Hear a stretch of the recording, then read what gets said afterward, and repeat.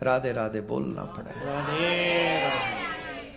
आप सभी का एक प्रश्न है, अगर है तो हाथ उठाना।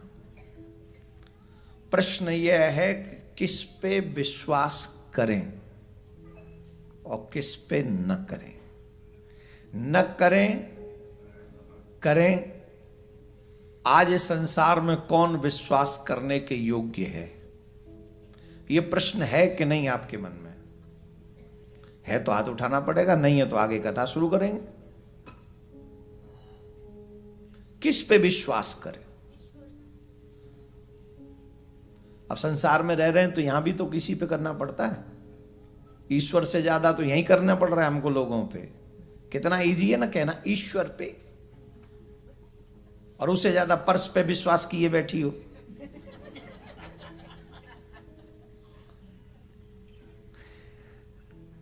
देखो, जब तक कथनी और करनी में भेद रहेगा तब तक भगवत प्राप्ति नहीं होगी, ये नोट कर लो। अगर ये शब्द अपने मुंह से निकाल रहे हो कि ईश्वर पे विश्वास करो, तो फिर ईश्वर पे करो, फिर और किसी पे मत करो। लेकिन प्रश्न यह है किस पे विश्वास न करें। है किस किस के मन में? हाथ उठा के बताइए। ये जो आपके मन में क्वेश्चन है, यही एक बार चंद्रगुप्त के मन में, ये ऐतिहासिक बात बता रहा हूं, और नीतिकार जो चाणक्य हैं उनकी बात बता रहा हूं। आजकल हम सब कोई चाणक्य कहते, तुम तो चाणक्य हो। अरे काहे के चाणक्य हो तुम? चाणक्य उसे कहते हैं जो नीति जानता भी है और अपने जीवन में अप्लाई भी करता है, और दूसरों का भला चाहकर दूसरों को हित करने के लिए उसे सिखाता भी, उसे चाणक्य कहते हैं। उसे नहीं कहते कि सिर्फ दूसरों को ही मिटाने की नीति बनाता रहे, दिमाग चलाता, ऐसा चाणक्य नहीं। चाणक्य का मतलब है अपना हित, समाज का हित, उसी नीति से सभी मनुष्य जाति का हित, वही चाणक्य है, अपने मतलब का नहीं। बताऊं कि नहीं? जो ये प्रश्न अभी हमारे मन में आया, किस पे विश्वास नहीं करना चाहिए। एक दिन चंद्रगुप्त बहुत दुखी था। चाणक्य ने देखा कि मेरा शिष्य अपसेट है, परेशान है। पूछा, व्हाई डू यू अपसेट? क्यों परेशान हो? तो चंद्रगुप्त ने कहा, गुरुदेव मैं बहुत विश्वास करता हूं लोगों पे,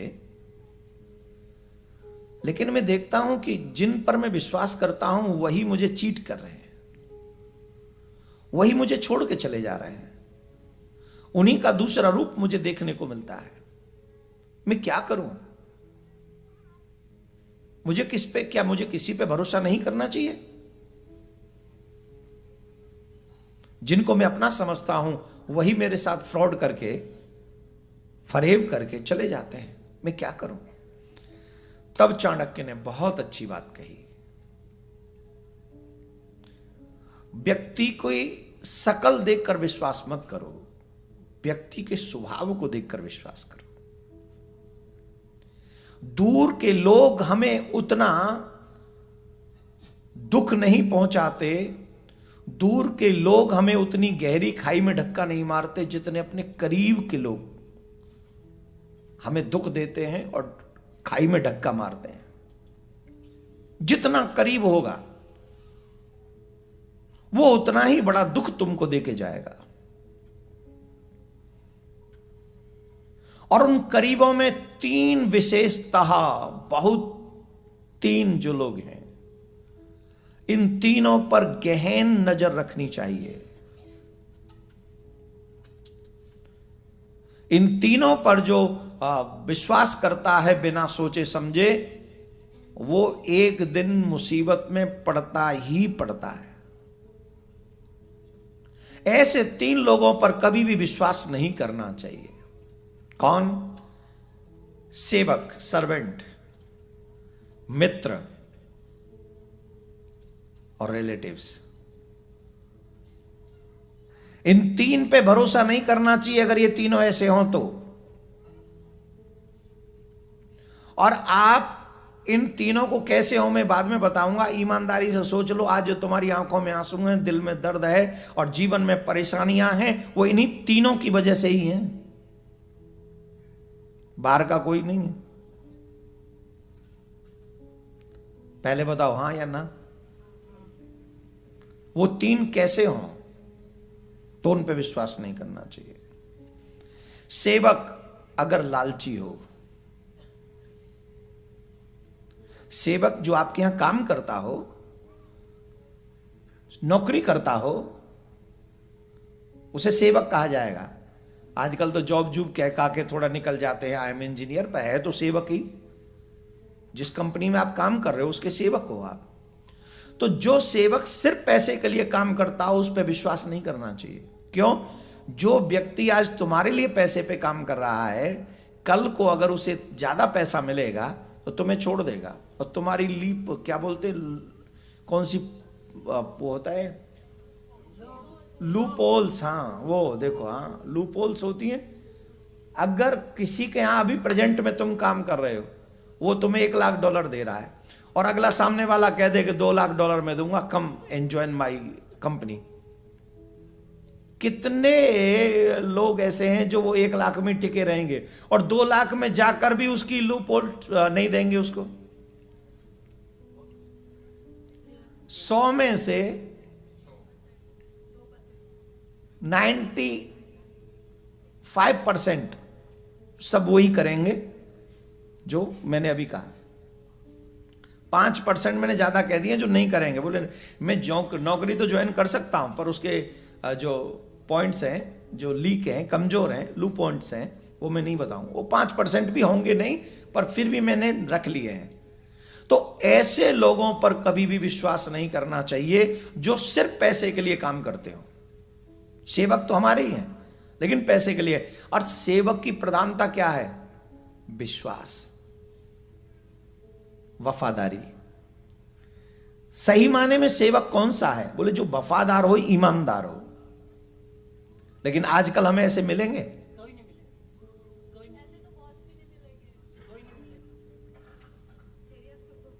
है? हाँ, देवी जी कह रही हैं ऐसे बॉस भी नहीं मिलेंगे। सही है, पर बॉस तो तुम्हें सैलरी दे रहा है जिससे तुम्हारा घर चल रहा है।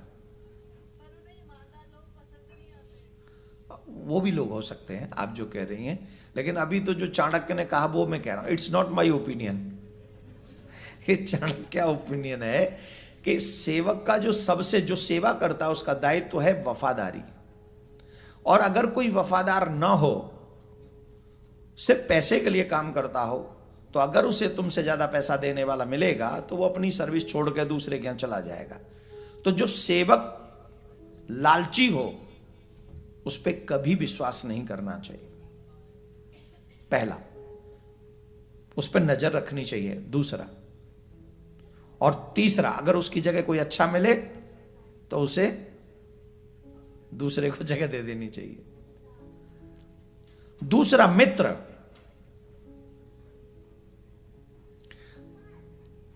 मित्र भी वो जो ऑलवेज तुमसे मीठा ही बोलता हो, कभी तुम्हारी कमियां ना गिनाता हो। जो कई लोग होते हैं वो एकदम माखन के मटका होते हैं, पूरे माखन के मटका, जब चले जाओ तुम पे उड़ल जाते हैं। सो स्वीट,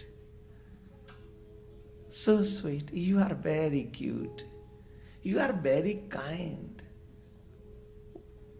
क्लब में रात के 12 बजे बैठ के वो डकार रहा है, 5 कप पी गया, ये स्वीट? पर फिर भी स्वीट। न तुम्हारी बुराई को बताने वाला नहीं है, कमी को समझाने वाला नहीं है, वो मित्र नहीं है। अगर ऐसा मित्र है तो तुम्हें शत्रु की आवश्यकता नहीं है जो तुम्हारी कमी तुम्हें न गिनाता हो।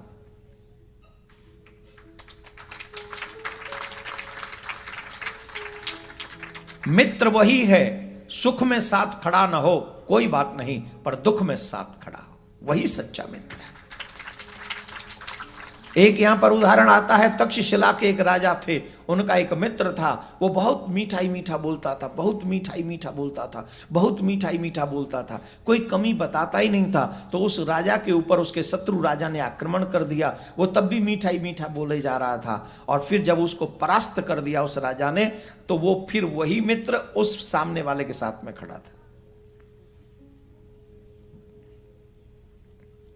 तो जो मित्र सिर्फ तुम्हारे मीठा ही बोलता हो, तुम्हारी कमी न गिनाता हो, ऐसे मित्र पर भी कभी विश्वास करना नहीं चाहिए। मित्र का गुण है, एक विशेष गुण, तुम्हारी कमियों को तुम्हें बताता है, दुनिया से छिपाता है। यह विशेष गुण को समझना। तुम्हारी कमियों को तुम्हें बताता है, दुनिया से छिपाता है। और आजकल के मित्र अलग टाइप के हैं, तुम्हारे अवगुणों को तुमसे छिपाते हैं और दुनिया को बताते हैं। जो तुम्हारे अवगुणों को दुनिया को बताएं, मैं तो आप सबसे कहना चाहूंगा, किसी के भी अवगुण अगर कोई तुम्हें सुना रहा है तो समझ लेना कि ये इंसान अच्छा नहीं है। आज ये किसी के तुमको सुना रहा है, कल ये तुम्हारे भी किसी को सुनाएगा, छोड़ने वाला तुम्हें भी नहीं है, क्योंकि इसका स्वभाव है। ये किसी का मित्र बनने के योग्य नहीं है। आप सच मान लीजिए, वो किसी को नहीं बख्शेगा, क्योंकि स्वभाव बन चुका है। कपड़ा हो तो बदल ले, स्वभाव कैसे बदलेगा? तो जो मित्र तुम्हारे गलत कामों को भी तुमको न बताए, तुम्हें न रोके, उसे मित्र नहीं अपना शत्रु समझना चाहिए और उस पर कभी विश्वास नहीं करना चाहिए। तीसरा, आपके रिलेटिव्स, आपके रिश्तेदार। और रिश्तेदार वो जो आपकी उन्नति को देखकर आप पर प्रसन्न ना होते हो,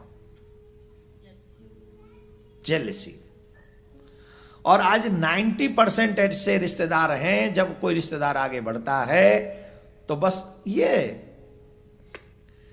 कुछ नहीं था, अभी तो हमारे आगे कुछ नहीं था। और शत्रुओं के साथ मिलकर तुम्हें फंसाने की योजना में भी सम्मिलित हो जाएं। वो रिश्तेदार नहीं है। उन्नति, तुम्हारी उन्नति देखकर जो तुम पर जेलसी रखना शुरू कर दें, तुम्हें गिराने की योजना, तुम्हारी बुराइयां करना शुरू कर दें, ऐसे रिश्तेदारों पर भी कभी विश्वास नहीं करना चाहिए। प्रमाण चाहिए? प्रमाण दूं? महाभारत पढ़ लो।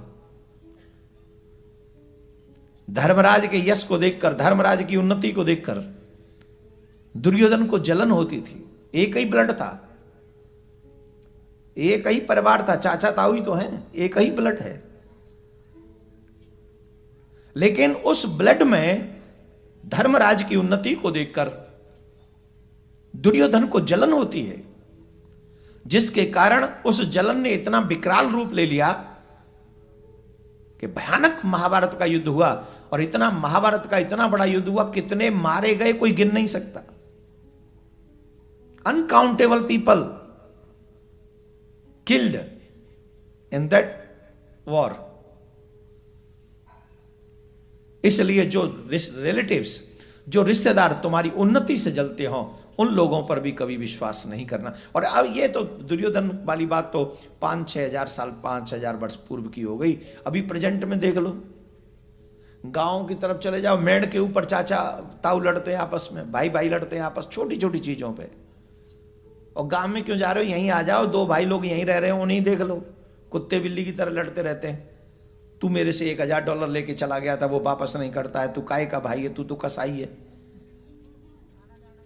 आना जाना भी नहीं होता उनके यहां तो। चल खबरदार। तो किसका प्रगति? तो इन तीनों पर विश्वास नहीं। मित्र, सेवक कैसा? लालची। मित्र,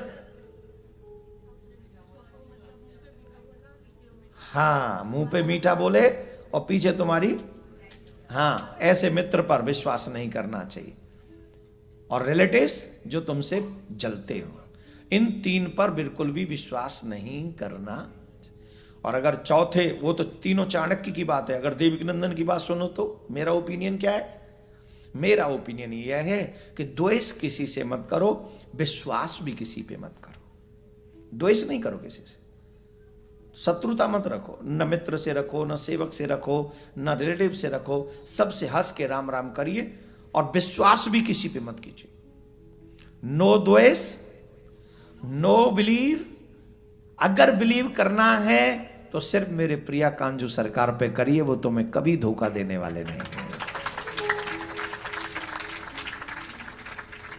राधे राधे तो बोलना ही पड़ा। जो कृष्ण के हो जाते हैं उन्हें कहीं नहीं रोना पड़ता, रोते वही हैं जो दुनिया के आगे अपना माथा पटकते रहते हैं कि तुम मेरे हो, तुम मेरे हो, तुम मेरे हो। उन्हें रोना पड़ेगा। हमारा सबसे बड़ा अच्छा मित्र अगर कोई है तो वो श्री कृष्ण है, कोई दूसरा नहीं। एक बहुत अच्छी कथा आती है भागवत में ही, पुरंजन की। प्राचीन बरही राजा को देवर्षि नारद एक कथा सुनाते हैं। कई लोग जो पशुओं की बलि देते हैं, ये करते हैं, तो एक बार प्राचीन बरही बहुत बड़ा वैसा राजा था, बहुत यज्ञ करता था और यज्ञ में पशुओं की बलि चढ़ाता था। इससे देवर्षि नारद बहुत दुखी हुए कि काम तो करता है, यज्ञ करता है और पशुओं को इतने मारे डाल रहा है। तो एक दिन देवर्षि नारद उसके यहां पहुंचे। ये बड़ी सुंदर कथा है, इसको मन लगा के सुनना। कई लोग जो पशुओं को मारने को भी जायज ठहराते हैं। कई लोग वेद के अर्थ को गलत तरीके से प्रस्तुत करके कहते हैं कि पहले तो यज्ञों में भी बलि दी जाती थी। कई लोग कहते हैं देवी की बलि, देवी आज भी बलि लेती है, पशुपतिनाथ में भी बलि चढ़ती है, कामाख्या मंदिर में भी बलि चढ़ती है। कई लोग बताते हैं इन सब चीजों को, और इनको बताकर किसी का मर्डर, किसी के वध को, पशु वध को वो जायज ठहराते हैं। ये ठीक नहीं है, ये बिल्कुल भी ठीक नहीं। मां काली या कामाख्या जब मां आई थी तो उन्होंने रक्त बीज का पूरा रक्त पी लिया था। पिया था कि नहीं? कितने राक्षस मारे थे? रुको ना, मारे थे कि नहीं? काय को मारे थे? वो अधर्मी थे, वो दुष्ट थे।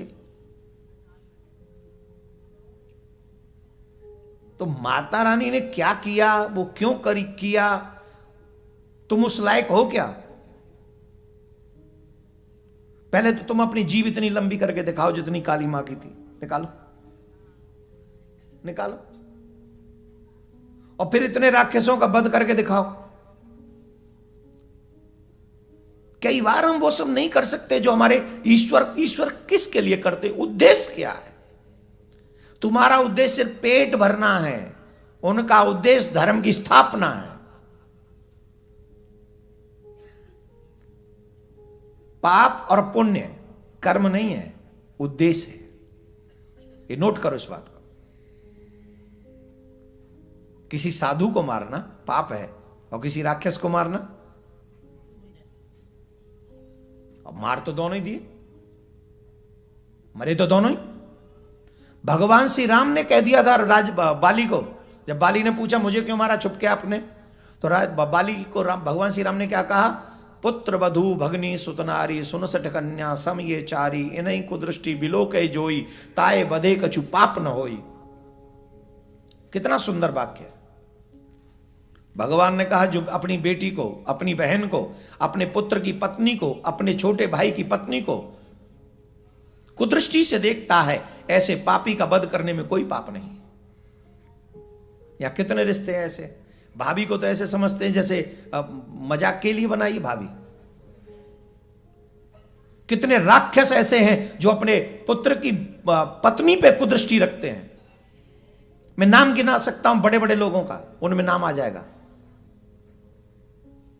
निकृष्ट प्राणी जो अपनी बेटी को न छोड़े, बेटी तो हो गई वो, पुत्र की पत्नी बेटी है, छोटी बहन बेटी है, छोटे भाई की पत्नी जो है वो पुत्रीवत है।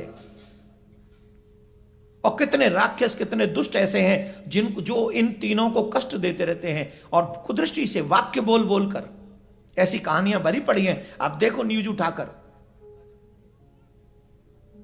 भगवान ने हमें भी दो छोटे भाइयों का बड़ा भाई बनाया है हमको।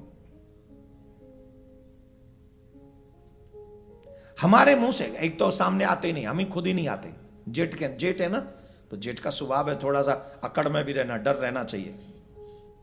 हालांकि वो मुझ में है नहीं, फिर भी थोड़ा मैं बच के रहता हूं, दूर रहता हूं। वैसे तो बाहर ही रहता हूं, पर जब भी कभी सामने आ जाए तीज त्योहार पे, बेटा कैसा, ये शब्द निकलता, अपने आप निकलता है मुंह से।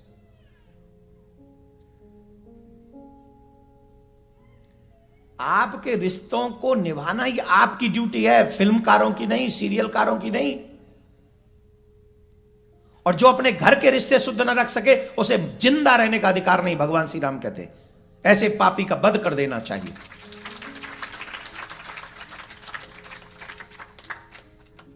उद्देश्य महत्वपूर्ण है। भगवान ने मारा तो रावण को भी था, और जो लोग अपनी बहन बेटियों पर, अपनी इन पवित्र रिश्तों पर कुदृष्टि रखते हैं, उन्हें मार देना ही चाहिए, कोई बुराई नहीं।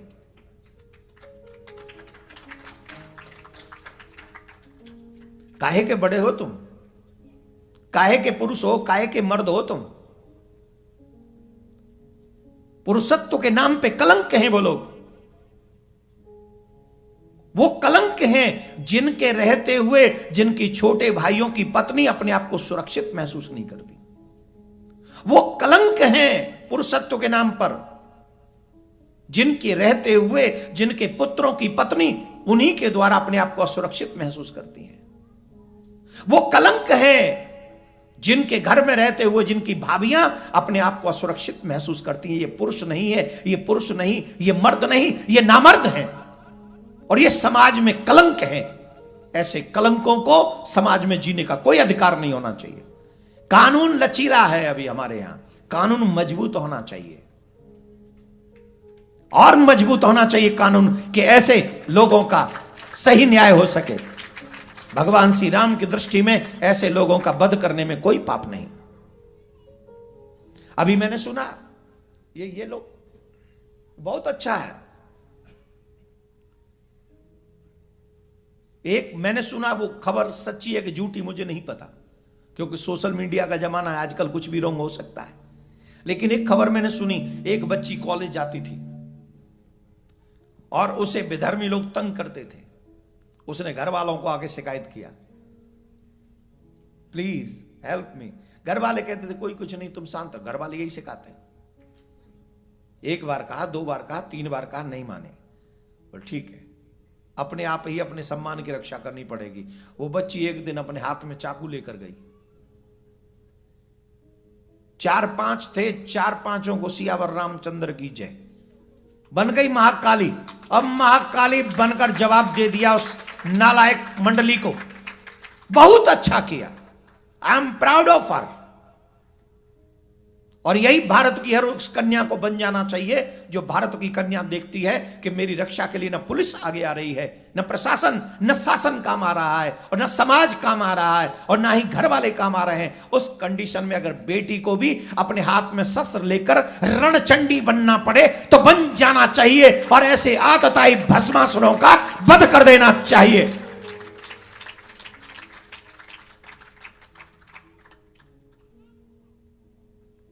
सही कितना, उचित कितना, इसी के लायक है नालायक लोग।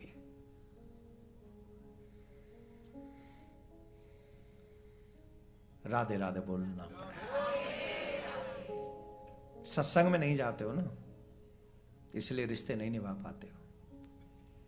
शराब के नशे में बुद्धि भ्रष्ट हो जाती है और रिश्तों का महत्व खत्म हो जाता है। मांस क्यों नहीं खाना चाहिए? क्योंकि विवेक नष्ट हो जाता है, और विवेक नष्ट होने पर रिश्ते नहीं निभाए जाते हैं। इसलिए शुद्ध आहार करोगे तो शुद्ध व्यवहार करोगे, शुद्ध व्यवहार से ही तुम्हारे रिश्ते बचे। ये साइंटिफिक रीजन है, हमारे ऋषियों का विज्ञान है। आप अपने बच्चों को शुद्ध भोजन कराएंगे, उनके विचार शुद्ध होंगे, घर की मर्यादा बनी रहेगी, हर रिश्ता पवित्र बना रहेगा। इसलिए भोजन शुद्ध होना बहुत जरूरी है। मैं नहीं कह रहा हूं, वेद कहते हैं आहार शुद्ध हो तो सत्य शुद्धि, वेद सूत्र है। आहार शुद्ध होगा तो सब शुद्ध हो जाएगा। सबसे पहली जरूरत है आहार शुद्ध। तो मैं कित्थे सीखा, ये बीच में आ गया प्रसंग, इसलिए मुझे लगा कि बता देना चाहिए। कनाडा में भी कोई कम साधु नहीं रहते। पुरंजन की कथा, हाँ, सबसे प्यारा मित्र अगर कोई है तो भगवान है। तो ये बलि के ऊपर के प्राचीन बरही पशुओं की बलि चढ़ाता था। तो नारद जी ने कहा, तुम क्या ये तुम शुभ समझ के यज्ञ में पशुओं की बलि चढ़ा रहे हो? देखो आकाश को, आकाश में देखा सारे पशु आंखें फाड़ फाड़ के क्रोध की दृष्टि से प्राचीन बरही को देख रहे हैं, सींगों को पहना पहना के। प्राचीन बरही डर गया, ये क्या प्रभु? बोले जब तुम मरोगे ना, ये तुम्हें खाएंगे ऊपर जाके। सब बदला लेंगे तुमसे, जितने तुमने मारे उनकी संख्या और बढ़ गई है। अरे प्रभु मैंने तो यज्ञ किया। बोले यज्ञ किया ना, अब ये तेरा यज्ञ करेंगे, अब जाओ ऊपर। जाएगा तो सही, झेलेगा तो सही।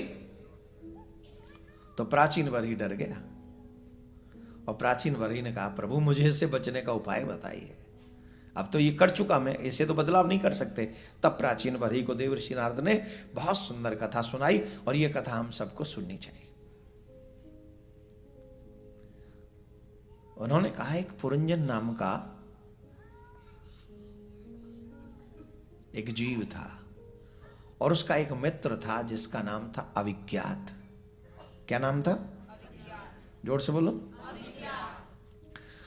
अविज्ञात से पुरंजन ने मित्रता की।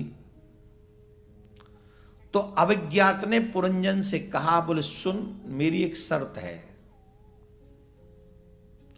तू मेरे संग रहेगा मैं तेरे संग रहूंगा, तू मुझे छोड़ देगा तो मैं तुझे छोड़ दूंगा, तू मुझे याद करेगा तो मैं तुझे याद करूंगा, तू मुझे भूल जाएगा तो मैं तुझे भूल जाऊंगा। अंग्रेजी में इसी को कहते हैं टिट फॉर। ये उस मित्र ने कहा थी मेरी शर्त यही है, I will do what ever you did. बोल ठीक है, एग्री। मित्रता हो गई। दोनों साथ में भ्रमण करने जा रहे थे तो एक गंधर्व नगर दिखाई पड़ा। एक गंधर्व नगर दिखाई पड़ा और उस गंधर्व नगर में देखा कि 9 द्वारे की नगरी है वो। तो पुरंजन बोला hello my friends, I want to go there. पर अविज्ञात बोला I don't want to go there. बोले बट आई वांट। बोले it's okay, up to you. मैंने तो तुमसे पहले ही कहा तुम मुझे छोड़ोगे मैं तुम्हें छोड़ दूंगा, तुम जाओ, मैं नहीं जा रहा। बोले वो चला गया। और जब उस नगरी में गया तो उस नगरी में बहुत सुंदर सी एक राजकुमारी सी थी, बहुत सुंदर। ये जितने भी पुरुष लोग हैं इनका आकर्षण एक तरफ होता है, देवियों की तरफ। तो उस स्त्री को देखा, बहुत सुंदर थी। उसे देखते ही वो और अट्रैक्ट हो गया।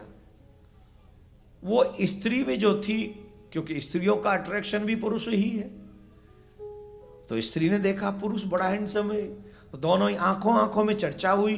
बोले तुम भी अनमैरिड हम भी अनमैरिड। बोले ठीक है तो शादी कर लेते हैं। बोले कर लो। तो दोनों ने शादी कर ली। तो फिर शादी के बाद पूछा तुम्हारा नाम क्या है? बोले मेरा तो नाम कुछ पता ही नहीं मुझे क्या है, तुम्हारा नाम क्या है? बोले मेरा नाम है पुरंजन। बोले ठीक है तो तुम्हारा नाम पुरंजन हमारा नाम पुरंजनी। हो गई बात। बोले ठीक। अब पुरंजनी इतनी सुंदर थी। हाँ जी कितने चले लाए थे? अपने लिए लाए थे हमारे लिए लाए थे? ओ मैया मैया क्या बात। अब देखो पुरंजन कितना आकर्षित हुआ पुरंजनी से। पुरंजनी के ही संग रहता है, पुरंजनी के ही संग घूमता है। पुरंजनी रोती है तो ये भी रोता है, पुरंजनी हंसती है तो ये भी हंसता है, पुरंजनी नाचती है तो ये भी नाचता है।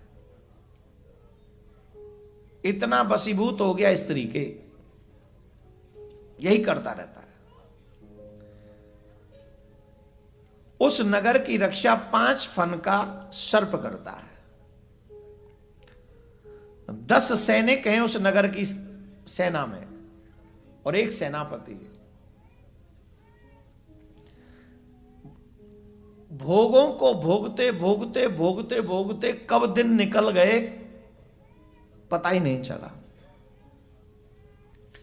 एक दिन चंडवेग नाम के राजा ने उस नगरी पर आक्रमण किया।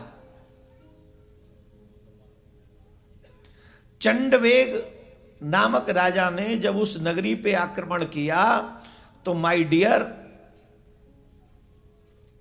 वो जो नगर रक्षक था फन, 5 फन वाला सर्प, वो बहुत लड़ा बहुत लड़ा बहुत लड़ा, पर अंत तो गत्वा उसके फन कुचल दिए गए। तो वहां भगदड़ मच गई। बड़े सावधानी से सुनना ये कथा। वहां भगदड़ मच गई, सब लोग अपनी जान बचाने के लिए भागने लगे। पुरंजन भी वहां से भागने लगा, लेकिन पकड़ लिया गया। और जब उसके प्राण निकल रहे थे तो उसके मन में एक ही चीज आ रही थी, मेरी पत्नी कहां है, मेरी पत्नी कहां है, मेरी पत्नी कहां है, मेरी पत्नी का क्या होगा, मेरे बिना मेरी पत्नी का क्या होगा। शास्त्र ऐसा कहते हैं, अंत मति सुगति, अंत में मरने वाले की जैसी मति होती है, अगले जन्म में उसकी वैसी गति होती है। तो पुरंजन की मति कहां थी? स्त्री में। हाँ हाँ, स्त्री थी। तो अगले जन्म में पुरंजन को स्त्री बनना पड़ा। अर्थात जिनकी बुद्धि स्त्री में हो उन्हें अगले जन्म में स्त्री बनना पड़ता है, और जिनकी बुद्धि पुरुष में रह गई हो वो उन्हें पुरुष बनना पड़ता है। और जिनकी बुद्धि अंत में अपने परिवार में हो तो उन्हीं परिवार में कभी बेटा कभी बेटी बन के आना पड़ता है। या कई लोग तो कुत्ता बिल्ली बन के भी आते हैं कर्ज चुकाने के लिए, कई बार पशु भी बन के आना पड़ता है उसी घर में कर्ज चुकाने के लिए। इसको जीवन की कला है ये, इसको कैसे जीना चाहिए और इसको सीखना चाहिए हर मनुष्य को। और जवानी में निर्णय कर लोगे तो बुढ़ापे में काम आ जाएगी। अगर जवानी में निर्णय कर लो तो बुढ़ापे में काम आ जाएगी। ट्रेन में बैठ के मंजिल तक जाना है, ट्रेन हमारे बाप की नहीं है। फ्लाइट में बैठ के अपने इंडिया जाना है, पर फ्लाइट हमारे बाप की नहीं है। हाँ जी कि ना जी? बोलो हाँ जी कि ना जी? अब ट्रेन कोई अपना समझे बैठेंगे तो क्या होगा? जेल जाना पड़ेगा कि नहीं जाना पड़ेगा? ये तो सरकारी है, तुम्हारी कहां से हुई? वैसे ही संसार ये ट्रेन है, अगर इसको अपना समझ के बैठ गए तो जेल जाना पड़ेगा। बार बार का जन्म ही जेल है, बार बार की मृत्यु ही जेल है, और बार बार इनके लिए रोना धोना करना ही ये जेल है। और ये हम समझ नहीं पा रहे हैं क्योंकि सत्संग में ध्यान नहीं लगा रहे हैं। अरे ट्रेन का काम है मंजिल तक पहुंचाना, संसार का काम है तुम्हारा जीवन बितवाना। तो रहो संसार में, लेकिन भगवान के बन के, संसार के नहीं। ये जितनी भी देवियां हैं, जितने भी पुरुष हैं, क्या पिछले जन्म में इनके नहीं थे? फिर भी ये जन्म लेना पड़ा क्योंकि पिछले जन्मों में हमने वो नहीं किया जो हम कर सकते थे। हमने भी नहीं किया, हम भी उन्हीं में से एक हैं। तो पुरंजन मरा, और पुरंजन को मरने के बाद में स्त्री बनना पड़ा, और वो एक राजा की रानी बना। बाल गोपाल भी हो गए, सब हो गए बढ़िया। एक दिन राजा लड़ाई में मारा गया। राजा लड़ाई में मारा गया तो पहले सती होने का नियम था कि जो अपनी अच्छा, कई लोग कहते ये तो सती बना देते थे। बनाते नहीं थे, जिसका मन होता, जिसे पता होता था ना कि मैंने पूर्ण जीवन में अपने पति को छोड़ के किसी को सोचा भी नहीं देखना, तो बहुत दूर की बात, अग्नि जला नहीं सकती है उसे। ये उसका व्रत था, तप था। तो तप से क्या करती है? बोले जब मेरे पति नहीं है तो मैं क्या करूंगी यहां रह के, मैं तो अपने पति के साथ जाऊंगी। तो फिर कहां जाती थी? बोले वो पति के साथ भगवान के धाम में, स्वर्ग में सुख पाती थी। यहां से ज्यादा सुख वहां पाती थी। लेकिन आजकल पतिव्रता स्त्री को या सती की बात को हम कह देते हैं तो लोग उसको गलत तरीके से प्रस्तुत करते हैं। सती अनुसुईया जी का चरित्र पढ़ लो, सावित्री का चरित्र पढ़ लो, लोपामुद्रा का चरित्र पढ़ लो, तुम्हारे रोंगटे खड़े हो जाएंगे। क्या है पतिव्रता स्त्री में बल? ये जितने भी इंटेलेक्चुअल क्या बोलते हैं उसको, यहां ये पढ़े लिखे बनते अपने आप में। इन लोगों ने जीवन भर टीवी पे बैठ के एक ही काम किया, हमारे बच्चों को चरित्रहीन बनाने का काम किया इन्होंने। खुद तो हैं ही, औरों को और बनाते हैं। चरित्र का महत्व तो जानते नहीं है। रावण धनवान ज्यादा था, भगवान श्री राम चरित्रवान ज्यादा थे। हमारे देश में राम पूजे जाते हैं, रावण नहीं। लेकिन जो खुद पतित हो गए वो हमें क्या बताएंगे? वो तो यही सिखाएंगे, शराबी चाहता है सब शराबी बन जाओ, ज्वारी चाहता है सब ज्वारी बन जाओ, मदारी चाहता है सब मदारी बन जाओ। बस नेता नहीं चाहते कि और लोग नेता बन जाए, बाकी सब चाहते हैं कि सब हम जैसे ही बन जाओ। राधे राधे बोलना पड़ेगा, जोर से बोलना पड़ेगा। कई नेता तो ये चाहते हैं कि हम मर जाएं तो देश हमारे, हम जब तक रहें तब तक देश चले। कैसे संभव है?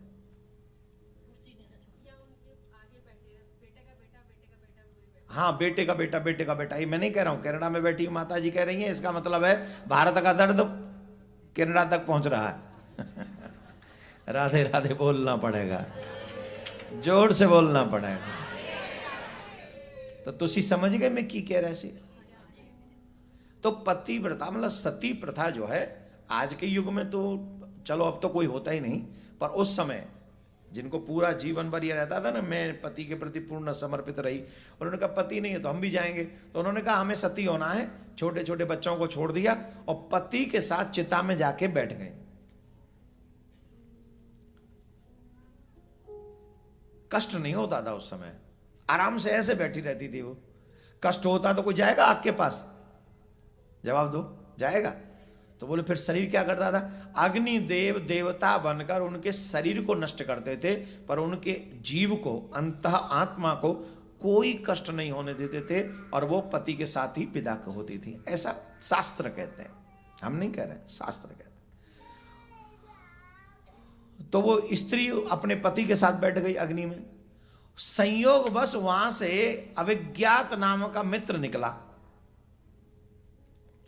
कौन सा? जैसे छोड़ के आया था ये गंधर्व नगरी में, वहां से निकला तो उसने देखा ये तो मेरा मित्र है, ये तो पुरुष था, ये स्त्री कैसे हो गया? अरे मित्र क्या कर रहे हो, इधर आओ। अरे मित्र, तो स्त्री बोली तुम मित्र किसको कह रहे हो? तो तुम ही को कह रहे। अरे मैं स्त्री हूं, मैंने अपने पति के अलावा स्वप्न में किसी को आज तक देखा तक नहीं, और तुम मुझे मित्र कह रहे हो? शर्म आनी चाहिए पतिव्रता स्त्री को, तुम ऐसे मित्र बोलते हो।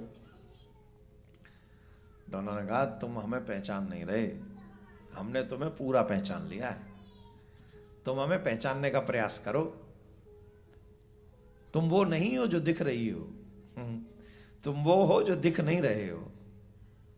तुम पुरंजन हो, तुम हमारे मित्र हो, और तुम्हारे ऊपर दुखों का पहाड़ तब से टूटा है जब से तुमने हमको छोड़ा है। जब से तुम हमें छोड़ के गए हो तब से तुम्हारे ऊपर दुखों का पहाड़ टूट पड़ा है। हमें छोड़ के नहीं जाते तो तुम्हारे ये हाल नहीं होता। उसे बोध कराया विज्ञात ने और वापस चला, पहचान गया अपने स्वरूप को, और जैसे ही स्वरूप को पहुंचाया, उसके पहचाना, उसके सारे कष्ट समाप्त हो गए। बोलो राधे राधे। अब आप सोच रहे होंगे कि ये सब क्या था, हमें तो समझ में आया नहीं। अब समझा देते हैं। इस कहानी का मुख्य किरदार कौन है? पुरंजन। वो पुरंजन कौन है? आप ही हो, आप ही हो। निश्चय करो कि हाँ हम ही पुरंजन है, निश्चय करो पहले। और अविज्ञात कौन है? वो कृष्ण ही अविज्ञात है। और भगवान श्री कृष्ण तुमसे कहते हैं जैसा व्यवहार तुम मुझसे करोगे मैं वैसा ही व्यवहार करूंगा। ये भगवान के वाक्य हैं, कृष्ण के वाक्य हैं गीता में। ये यथामाम प्रबद्धन्ते तास्ते भजाम्यहम्। जो मनुष्य जिस भाव से मुझे भजता है मैं उसी भाव से उसको भजता हूं। ये भगवान का वाक्य है, मेरा नहीं। और प्रमाण चाहिए तो प्रमाण भी है, दूं प्रमाण। अर्जुन ने सखा बनाया तो रथ चलाया, गोपियों ने सखा मनाया तो रास रचाया, सुदामा ने मित्र बनाया तो दो लोग के स्वामी बना दिया। भगवान को दुर्योधन ने दुष्शत्रु समझा तो शत्रु बन के आए, रावण ने शत्रु समझा शत्रु बनकर आए, हिरण्यकश्यप ने शत्रु समझा, जिसने शत्रु समझा वो शत्रु बन गए, जिन्होंने मित्र समझा उनके लिए वो मित्र बन गए। मैया यशोदा ने कौशल्या ने उन्हें पुत्र समझा तो पुत्र बन गए, सुग्रीव ने सुदामा ने मित्र समझा तो मित्र बन गए। तो जिसने जिस भाव से भगवान का भजन किया, स्मरण किया, भगवान उसी भाव से वहां प्रस्तुत हो गए। ये इतिहास है हमारे भगवान का। तुम्हें भगवान की अनुभूति क्यों नहीं होती? क्योंकि तुमने भगवान को उस अनुभूति के लिए कभी याद ही नहीं किया है। तुम्हें संसार से फुर्सत ही कहां है? कहां है संसार से फुर्सत, बोलिए। तुम तो भगवान के बन ही ना सके, पूरा जीवन निकल गया, भगवान के बनने की इच्छा भी नहीं जगती हमारे मन में। तुम ही पुरंजन हो। वो गंधर्व नगरी कौन सी है? बोले ये शरीर ही गंधर्व नगरी है। 9 द्वार, 9 द्वारे की नगरी है ये। 2 2 2 1, कितने हो गए? फिर गिनो एक बार। 2 2 2 1, कितने हो गए? और 2 गुप्त द्वार जिनसे मलमूत्र निकलता रहता है, कितने हो गए? 9। ये 9 द्वारों की नगरी को ही गंधर्व नगरी कहा गया। और इसमें जो नगर रक्षक है 5 फन वाला, वो है हमारे पंच प्राण, अपान वान, ये 5 जो हैं,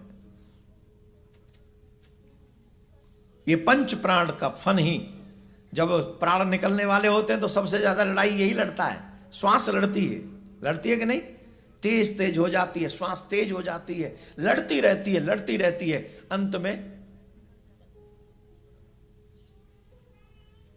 वो स्त्री कौन है?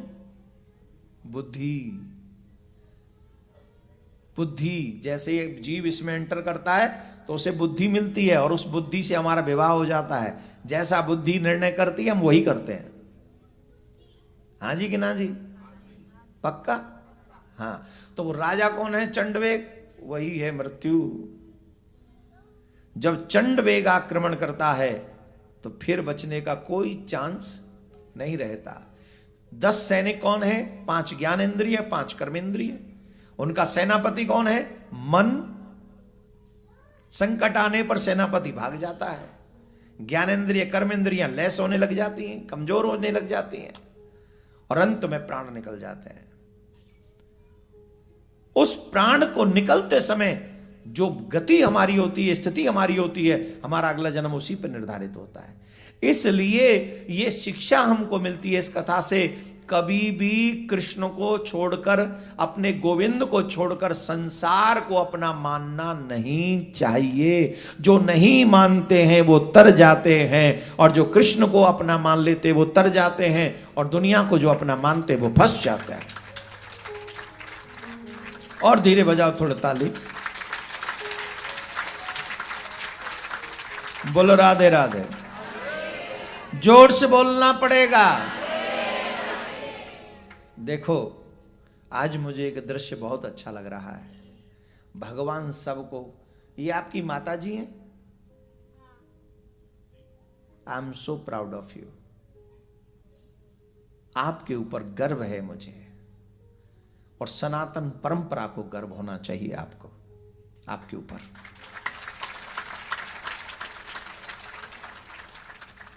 और मैं तो ये प्रार्थना करूंगा कि भगवान सबको आप जैसी संतान प्रदान करे।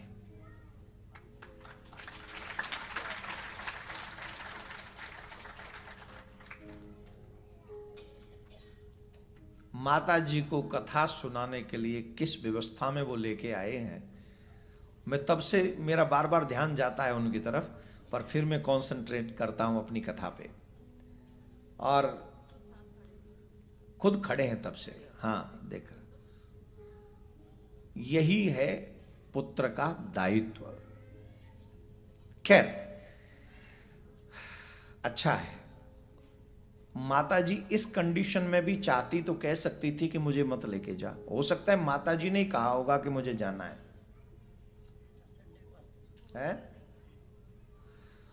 माता जी ने कहा होगा तब वो कथा में लेके आए हैं, और वो जा भी सकती हैं दर्शन करके, कथा सुन के, पर नहीं। जीवन के अंतिम पड़ाव पे हूं तो जितने कानों में कथा पड़ जाए उतना ही अच्छा है।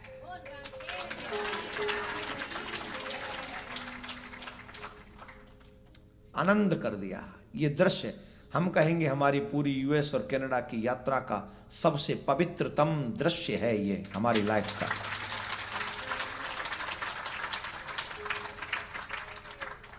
जोर से बोलना पड़ेगा। तो थोड़ा सा राजा बलि की कथा हमने कल सुनी थी, उस तरफ भी ध्यान दे ले। भगवान राजा बलि से 3 पग भूमि मांगते हैं और राजा बलि अपना तन मन धन सर्वस्व भगवान को समर्पित कर देते हैं। और ये अपने आप में श्रेष्ठतम है कि जो भगवान ने दिया है वो भगवान को ही समर्पित करना चाहिए। और जो मनुष्य भगवान को समर्पित करते हैं वही श्रेष्ठतम भक्तों में उनकी मान्यता आती है। हमारे यहां होता है, पहले क्या होता है, धर्म अर्थ काम मोक्ष। हमारे यहां काम भी मोक्ष का रास्ता है। ध्यान से सुनना, काम बुरा नहीं है। स्त्री पुरुष के संग रहना, पति पत्नी के संग रहना, स्त्री पुरुष माने पति पत्नी के संग रहना गलत नहीं है। ये भी मोक्ष का रास्ता है, ये भी मुक्ति का रास्ता है। लेकिन काम भी धर्मयुक्त हो तब। हमारे यहां 4 पुरुषार्थों में सबसे पहले जो आता है वो आता है धर्म। क्या आता है? बाकी के 2 आते हैं, अर्थ काम, और अंत में आती है मोक्ष। ध्यान से सुन लीजिए, ये भी बहुत कॉन्सेप्ट गजब का है। जो लोग कहते हैं ना हम ग्रस्त में, हम कैसे ये सब कर सकते हैं, यू कैन, तुम मुक्त हो सकते हो, लेकिन उनका सदुपयोग करोगे तब। पहला क्या आया? धर्म। तो धर्म जब आया तो आप ये समझ लीजिए, धर्मो रक्षति रक्षितः। आपको एनी हाउ धर्म की रक्षा करनी है, अपने आचरण से, अपनी वाणी से, अपने स्वभाव से, अपने धन से, अपने काम से। आपकी हर क्रिया धर्म की सुरक्षा के लिए हो, धर्म की असुरक्षा के लिए ना हो। यह आपकी पहली शर्त है। तो धर्म की रक्षा होगी किससे? बोले अर्थ। जो आप अर्थ कमाते हो उसमें से कुछ हिस्सा धर्म के लिए जाना ही चाहिए, रक्षा के लिए। जो लोग पूर्णतः अपने कमाई को खा जाते हैं और धर्म में कुछ नहीं करते हैं, अच्छा काम नहीं करते हैं, वो फंस जाते हैं, क्योंकि वो मोह रहित नहीं हो पाते। और जब मोह हो जाता है तो वही धन उन्हें जबरदस्ती यहां धरती पे खींच के लाता है। काम, हम स्त्री का संग करें, हम पुरुष का संग करें एक कामना के साथ। क्या? मेरे घर में पुत्र कैसा हो? बोले ध्रुव और प्रहलाद जैसा। पुत्री कैसी हो? बोले मीरा और महारानी लक्ष्मीबाई जैसी। जो धर्म की रक्षा करे। हम लोग जो हाथ में हाथ डाल के घूम रहे हैं, ये काम नहीं है, यह अधर्म युक्त काम है। जो शादी से पहले हम लोग इधर उधर आंटते फिर रहे हैं, यह धर्म नहीं है, यह काम है, सिर्फ अकेला काम है। और यह अकेला काम विनाश करेगा। लेकिन शादी के बाद इस भाव से स्त्री का संग करना, पुरुष का संग करना कि मेरे घर में एक पुत्र ऐसा हो, पुत्री ऐसी हो जो भगवत प्रेम करने वाली, मुझे कल्याण करने वाली हो, तो जो ऐसे काम का साथ करेंगे वो धर्मयुक्त हो जाएगा। तो ध्यान रखिए, 3 चीज का सदुपयोग, 2 चीज का सदुपयोग, धन का और काम का। इन 2 का अगर आपने सदुपयोग किया, सदुपयोग करोगे तो तीसरी चीज आपको मिलेगी जो अंतिम है, मोक्ष। सहज मोक्ष मिल जाएगा। राधे राधे बोलना पड़ेगा। बहुत सुंदर बात है चाणक्य ने कही, 3 चीजों में धन स्पेंड जो व्यक्ति नहीं करता वो धीरे धीरे दरिद्र नारायण का शिकार हो जाता है। दरिद्र नारायणों से अपने कब्जे में कर लेते हैं। अब वो 3 बताऊं कि रहने दूं? आपने देखा वो लोग पैसे भी कमा रहे हैं, बच नहीं रहा, टेंशन भी बढ़ रही, परेशानी भी बढ़ रही, और कमा भी रहे, ऐसा भी नहीं है। पर रीजन क्या है? वो शास्त्र विहित जो हम कार्य कर रहे हैं, शास्त्र रहित जो काम कर रहे हैं, उसकी वजह से हम लोग नरक की तैयारी तो कर ही रहे हैं, साथ में टेंशन, परेशानियां और धन का संग्रह न होना भी है। इन 3 जगह पर जो धन स्पेंड नहीं करता है, चाणक्य के अनुसार वह मनुष्य धीरे धीरे दरिद्री हो जाता है।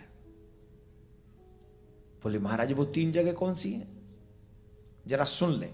पहली, कोई सामने दीन मिल जाए, रोगी मिल जाए, दुखिया मिल जाए, परेशान मिल जाए और तुम संपन्न हो, उसके बाद भी उसके रोग में तुम सहायक न बनो, उसकी सहायता न करो, उसकी सेवा न करो, तुम संपन्न हो फिर भी, अरे भाई उसको 1000-10,000 की बीमारी होगी, तुम उसे 100-200 तो दे ही सकते हो, इस लायक तो हो ही। लेकिन यह पक्का होना चाहिए कि वो बीमार है, यह पक्का होना चाहिए वो दुखिया है, यह मालूम होना चाहिए। जो व्यक्ति दीन दुखी को धन स्पेंड नहीं करता, वो धीरे धीरे करके दरिद्र नारायण का शिकार हो जाता है। दूसरा, जो व्यक्ति धर्म की सेवा नहीं करता, परोपकार नहीं करता, वो धीरे धीरे धर्म जो दरिद्र नारायण का शिकार हो जाता है। धर्म की सेवा, अब धर्म की सेवा क्या है? जैसे यहां पे मंदिर में 56 भोग लग रहे हैं और आप भगवान ने सामर्थ्यवान बनाए, आप 2 भोग भी नहीं लगा पाए और वहां जाके दोस्तों की पार्टी बुला लें, और होता ही है, हम लोग अपने घर में पार्टियां करते हैं, वहां 10-10, 20-20, 50-50 डॉलर का पार्टी कर देते हैं और ठाकुर जी को 200, 400, 500 भी स्पेंड नहीं करते हैं। तो ये हो गया धन का दुरुपयोग। तो इस धन के दुरुपयोग से क्या होगा? लक्ष्मी रुष्ट होगी और लक्ष्मी रुष्ट होकर क्या करेगी? चली जाएगी। फिर कौन आएगा? लक्ष्मी जाएगी तो दरिद्र नारायण आकर हमें अपना शिकार बना लेंगे। तो परोपकार, परोपकार माने किसी की भी सहायता,